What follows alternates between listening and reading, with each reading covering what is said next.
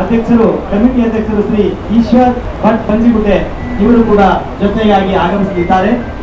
ಮತ್ತೆ ನಮ್ಮ ವಿಶೇಷ ಆಹ್ವಾನಿತ ಅತಿಥಿಗಳು ಕೂಡ ಶ್ರೀ ಆಮ್ಲಾ ರಾಮಚಂದ್ರ ಪ್ರೆಸಿಡೆಂಟ್ ಕೂಡ Puttur, engineer Rajesh Rai assistant executive engineer PWD, past chairman ACCEI Beltangdi Center and also member KCPCE Karnataka, engineer Krishna Rao chairman elected ACCEI Sulya Center, engineer Pramod Kumar KK past chairman ACCEI Puttur Center.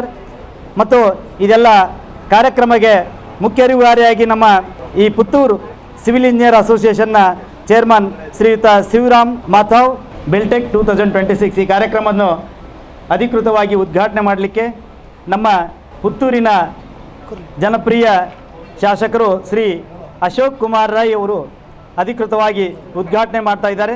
ಅವರನ್ನು ಅತ್ಯಂತ ಹೃತ್ಪೂರ್ವಕವಾಗಿ ಈ ಒಂದು ಕಾರ್ಯಕ್ರಮ ಉದ್ಘಾಟನೆ ಮಾಡಲಿಕ್ಕೆ ಆಮಂತ್ರಿಸ್ತಾ ಇದ್ದೇನೆ.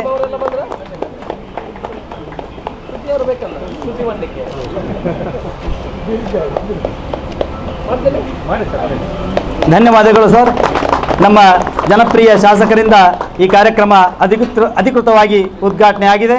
ಈಗ ದೀಪ ಬೆಳಗಿಸುವ ಕಾರ್ಯಕ್ರಮ ಶ್ರೀ ಅಶೋಕ್ ಕುಮಾರ್ ರೈ MLA ಪುತ್ತೂರು ಇವರಿಂದ ದೀಪ ಬೆಳಗಿಸುವ ಮುಖಾಂತರ ಕಾರ್ಯಕ್ರಮ ಉದ್ಘಾಟನೆ. ಜೊತೆಗೆ Shri Eshwar Bhat Banjigudde president Shri Mahalingeshwara temple management committee Puttur ಮತ್ತು ಶ್ರೀ ಆಮ್ಲಾ ರಾಮಚಂದ್ರ ಪ್ರೆಸಿಡೆಂಟ್ ಕೂಡ Puttur, engineer Rajesh Rai assistant executive engineer PWD Puttur, doctor UP Shivananda managing director Suddi group Puttur, Shri Ananda Kumar SK managing director master planary Puttur, engineer Jagadish Prasad N past chairman SSC Belthangady ಮತ್ತು engineer Krishnarao chairman elected Sulia centre, Shriyut Pramod Kumar KK past chairman SEC Puttur, ಶ್ರೀಯುತ Shivaram Mathav chairman ACCE India Puttur centre ಇವರೆಲ್ಲರ ಜೊತೆಗೂಡಿ ಒಂದು ಕಾರ್ಯಕ್ರಮದ ವೇದಿಕೆಯನ್ನು ಅಲಂಕರಿಸಲಿಕ್ಕೆ ಶ್ರೀಯುತ ಶಾಸಕರಿಗೆ ಆಮಂತ್ರಿಸ್ತಾ ಇದ್ದೇವೆ. ದಯವಿಟ್ಟು ಪುತ್ತೂರಿನಲ್ಲಿ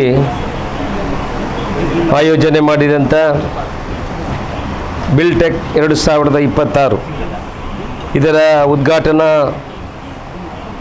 ಸಮಾರಂಭದ ಸಭಾ ವೇದಿಕೆಯಲ್ಲಿರುವಂಥ ಮಹಾಲಿಂಗೇಶ್ವರ ದೇವಸ್ಥಾನದ ವ್ಯವಸ್ಥಾಪನಾ ಸಮಿತಿಯ ಅಧ್ಯಕ್ಷರಾಗಿಂಥ ಪಂಜಿಗುಡ್ಡೆ ಈಶ್ವರ್ ಭಟ್ ಅವರೇ, ಸುದ್ದಿ ಸಂಸ್ಥೆಯ ಮ್ಯಾನೇಜಿಂಗ್ ಡೈರೆಕ್ಟರ್ ಆಗಿರುವಂಥ ಡಾಕ್ಟರ್ UP ಶಿವಾನಂದ್ ಅವರೇ, ಜಗದೀಶ್ ಪ್ರಸಾದ್ ಅವರೇ, ಕೃಷ್ಣರಾವ್ ಅವರೇ, ಪ್ರಮೋದ್ ಅವರೇ, ಶಿವರಾಮ್ ಅವರೇ, ವೇದಿಕೆಯ ಮೇಲಿರುವಂಥ ಎಲ್ಲ ಗಣ್ಯರೇ, ವೇದಿಕೆಯ ಎದುರುಗಡೆ ಇರುವಂಥ ಎಲ್ಲ ಇಂಜಿನಿಯರ್ಸ್ಗಳೇ, ಬಂಧುಗಳೇ, ಮಾಧ್ಯಮದ ಮಿತ್ರರೇ, ಬಿಲ್ಟೆಕ್ ಎನ್ನುವ ಒಂದು ಹೆಸರಿನೊಂದಿಗೆ civil engineers association, consulting civil engineers association ಆಯೋಜನೆ ಮಾಡಿರುವಂಥ ಎಲ್ಲ ಬಹುಶಃ ಕಟ್ಟಡಕ್ಕೆ ಸಂಬಂಧಪಟ್ಟಂಥ ಎಲ್ಲ ವಸ್ತುಗಳ ಏನೇನು ಆಧುನಿಕ ಯುಗದಲ್ಲಿ ಆಧುನಿಕ ವಸ್ತುಗಳನ್ನು ಬಳಸಿ ಅತ್ಯಂತ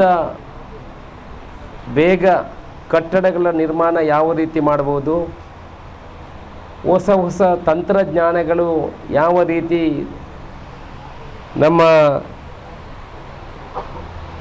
ಬೇರೆ ಬೇರೆ ಕಡೆಯಲ್ಲಿ ಲಭ್ಯವಿದೆ, ಈ ಟೆಕ್ನಾಲಜಿಯನ್ನೆಲ್ಲ ಪುತ್ತೂರಿಗೆ ಇಂಟ್ರೊಡ್ಯೂಸ್ ಮಾಡಲಿಕ್ಕೆ ನಮ್ಮ ಇಂಜಿನಿಯರ್ಸ್ ಅಸೋಸಿಯೇಷನ್ನವರು ಒಂದು ಪ್ರಯತ್ನವನ್ನು ಮಾಡಿದ್ದಾರೆ. ಬಹುಶಃ ಅದು ಪ್ರಸ್ತುತ ಪರಿಸ್ಥಿತಿಯಲ್ಲಿ ಅದರ ಅವಶ್ಯಕತೆ ಸಮಾಜಕ್ಕೆ ಇದೆ ಅಂತ ಅಂದ್ಕೊಂಡಿದ್ದೀನಿ. ನಾನು ಮಾತಾಡಲಿಕ್ಕೆ ಹೋದರೆ ಇದರಲ್ಲಿ ಅರ್ಧ ಗಂಟೆ ಬೇಕಿದ್ದರೂ ಮಾತಾಡ್ತೇನೆ. ನನಗೆ ಸಮಯ ಇಲ್ಲ. ನಾನು 1-2 ಗಂಟೆ ಒಳಗೆ ಕಾಸರಗೋಡಿಗೆ ತಲುಪಬೇಕು. ಈಗ ಅರ್ಧ ಗಂಟೆ ಇರೋದು, ಹೆಲಿಕಾಪ್ಟ್ರಲ್ಲಿ ಹೋದರೂ ಕಷ್ಟ. ಆದರೆ 3/4 ಗಂಟೆ ಎಲ್ಲಾದರೂ ಅಲ್ಲಿಗೆ ತಲುಪಬೇಕಂತ ಈಗ ಬೇಗ ಇನಾಗ್ರೇಷನ್ ಮಾಡಿ ಬೋರ್ಗೆ ಹೋಗಿದ್ದೇನೆ. ನನ್ನ ಕುಟುಂಬದ ದೈವದ ಕೆಲವಲ್ಲಿ ಇವತ್ತು ಕಾರ್ಯಕ್ರಮ ಇದೆ, ಅದಕ್ಕೆ ನಾನು ತಲುಪಬೇಕು. ಆದರೆ ಬಿಲ್ಡಿಂಗ್ ಇಂಡಸ್ಟ್ರಿ ಅಂತ ಹೇಳಿದ್ರೆ ನನ್ನ ಉದ್ಯಮದಲ್ಲೂ ಕೂಡ ನಾನು ಕೂಡ ಬಿಲ್ಡರ್ ಆಗಿದ್ದೇನೆ. ನೀವು ಬೇರೆ ಬೇರೆ ದೇಶಗಳಿಗೆ ನೀವು ಹೋಲಿಕೆ ಮಾಡ್ಬೋದು.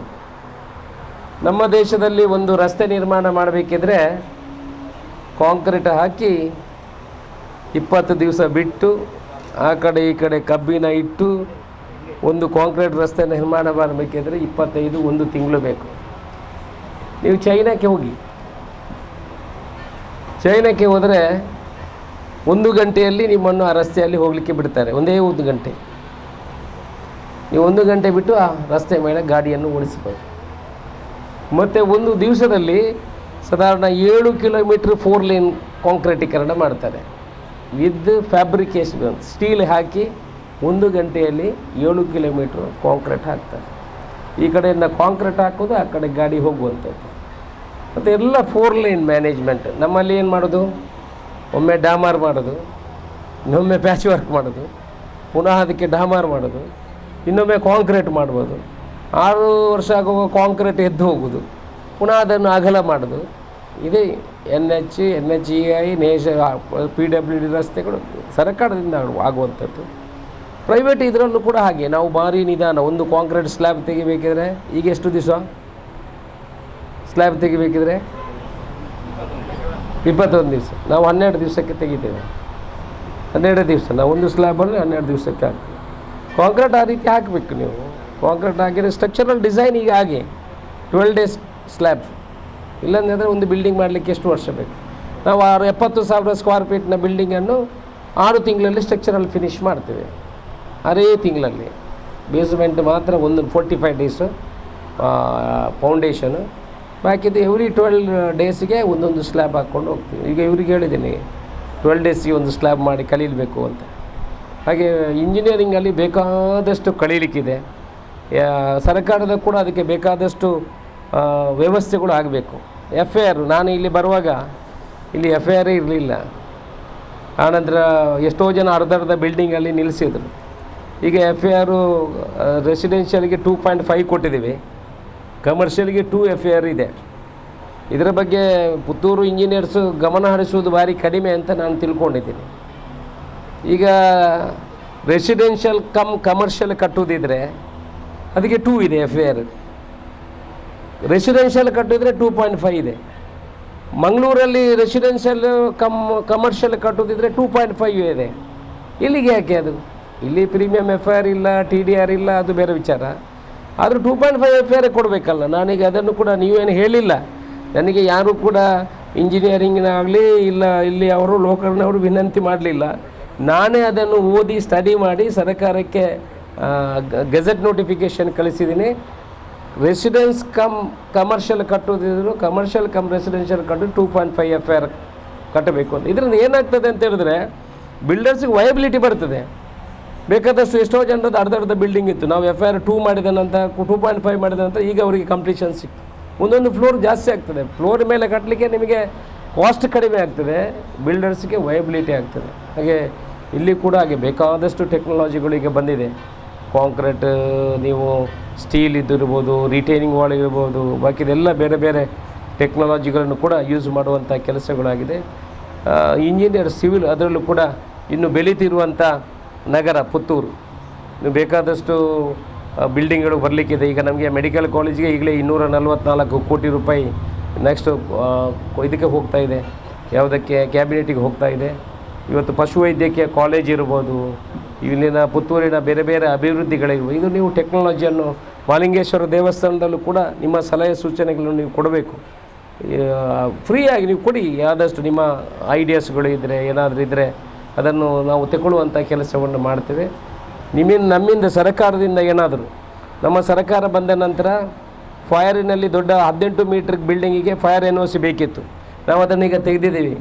ನೀವು ಕೂಡ ಈಗ 4 ಮಾಳಿಗೆ ಕಟ್ಟಬೇಕಿದ್ರೆ ಮೊದಲಿನ ZR ಪ್ರಕಾರ ಅದಕ್ಕೆ ಫೈರ್ NOC ಬೇಕಿತ್ತು. ಅದನ್ನು ತೆಗೆಯುವಂಥ ಕೆಲಸವನ್ನು ಮಾಡಿದ್ದೇವೆ. FIR ಅನ್ನು ಕೂಡ ಜಾಸ್ತಿ ಮಂಗಳೂರಿಗೆಲ್ಲ ಜಾಸ್ತಿ ಕೊಡುವಂಥ ಕೆಲಸವನ್ನು ಮಾಡಿದ್ದೇವೆ. 30 ಫೀಟಿನ ರಸ್ತೆಗೆ ಮಾತ್ರ ಅಲ್ಲಿ ಫ್ಲ್ಯಾಟ್ ಕಟ್ಟಲಿಕ್ಕೆ ಆಗ್ತದೆ ಅಂತ ಇತ್ತು. ಈಗ ಅದಕ್ಕೂ ಕೂಡ ಹೆಚ್ಚಿನ FIR ಅನ್ನು ಕೊಡುವಂಥ ಕೆಲಸವನ್ನು ಮಾಡಿದ್ದೀವಿ. ಏನಾದರೂ ಕಟ್ ಕನ್ವರ್ಷನಲ್ಲಿ ಸಿಕ್ಕಿಬಿದ್ದವರು ಎಷ್ಟೋ ಜನ ಇದ್ದರು. ಎಷ್ಟೋ ಜನ ಹೇಳ್ತಿದ್ರು ಎಗ್ಗಲ್ಲ ಕಟ್ ಕನ್ವರ್ಷನ್ ಮಾರ್ಯಾರಲ್ಲ ಪೂಜಿ ಕಾತಲ ಆಗೋದಿಲ್ಲ, ಏನೂ ಆಗೋದಿಲ್ಲ. ಈಗ ಮಾಡಿಕೊಟ್ಟಿದ್ದೇವೆ. ಮಾಡಿಕೊಟ್ಟರೆ ಒಬ್ಬರು ಧನ್ಯವಾದ ಹೇಳುವವರಿಲ್ಲ, ಒಬ್ಬ ಥ್ಯಾಂಕ್ಸ್ ಹೇಳಿದವರಿಲ್ಲ. ಕಟ್ ಕನ್ವರ್ಷನ್ ಆಗುವವರೆಗೆ ಎನ್ನಾತಜಿ ಇಲ್ಲಿ ಕಟ್ಟರೆ ಅಪ್ಪಜಿ ಮಗಳೇ ಮದುವೆ ಅಲ್ಪರ ಅಪ್ಪಜಿ ಸಾಲ ಅಪ್ಪಜಿ ಅದು ಇದು ಎಲ್ಲ ಹೇಳ್ತಾಯಿದ್ರು. ಈಗ ಅವರಿಗೆಲ್ಲ ಹೇಳಿದರೆ ಒಂದು ಓಟಾದರೂ ಕೊಡಿ ಮಾರ್ರಿ, ನಮಗೆ ಎಂತ ಬೇಡ, ನಮಗೆ ಬೇರೆ ಏನು ನಿಮ್ಮ ಹತ್ರ ಯಾರ ಹತ್ರ ಏನು ಸೇವೆ ಮಾಡಿದರೆ ಏನು ಕೇಳೋದಿಲ್ಲ. ಒಳ್ಳೆಯ ಕೆಲಸ ಮಾಡಿದರೆ ಒಂದು ಓಟು ಕೊಡಿ ಅಂತ ಕೇಳೋದು. ಈಗ ಕಟ್ಟುಕಟ್ಟಾಗಿ ಅರ್ಧದಲ್ಲಿ ಸಿಕ್ಕಿಕೊಂಡು ಅವರು ಎಷ್ಟೋ ಜನ ಇದ್ದರು, ಈಗ ರಿಲ್ಯಾಕ್ಸ್ ಆಗಿದ್ದಾರೆ. ಸೊ ಆದರೆ ಒಬ್ಬ ಫೋನ್ ಮಾಡಿ ಒಂಜಿ ಕಟ್ಟುಕೊಂಡು ಇದಕ್ಕೆ ಒಂಜಿ ಥ್ಯಾಂಕ್ಸ್ ಅಂತ ಹೇಳಿದವರು ಏರಿಲ್ಲ.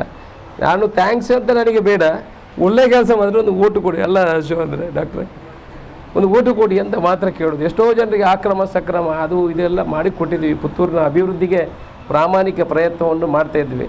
ನಿಮ್ಮ ಅಸೋಸಿಯೇಷನ್ಗೆ ಮುಖಾಂತರ ಸರ್ಕಾರದಿಂದ ಏನಾದರೂ ವ್ಯವಸ್ಥೆಗಳಿದ್ದರೆ ನನ್ನನ್ನು ಸಂಪರ್ಕ ಮಾಡಿ ಅದಕ್ಕೆ ಸ್ಪಂದನೆ ಕೊಡುವಂಥ ಕೆಲಸವನ್ನು ಮಾಡ್ತೇವೆ. ನಿಮ್ಮ ಜೊತೆ you are building the nation, you are building the Puttur, you are the strength of Puttur. I am with you always. We will work together for this development of Puttur. Thank you very much. ಗೌರವಾರ್ಪಣೆ ದಯವಿಟ್ಟು ಅವರು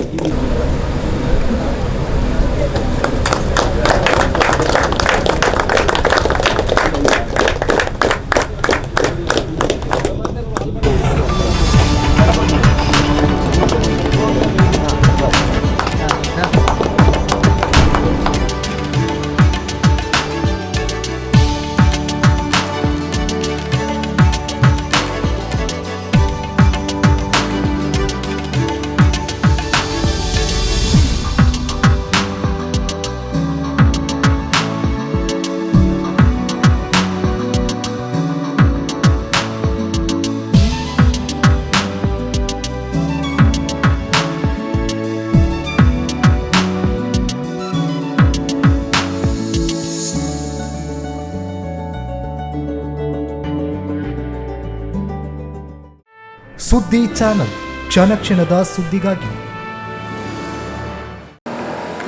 That's my gadget. Let's go have some fun then.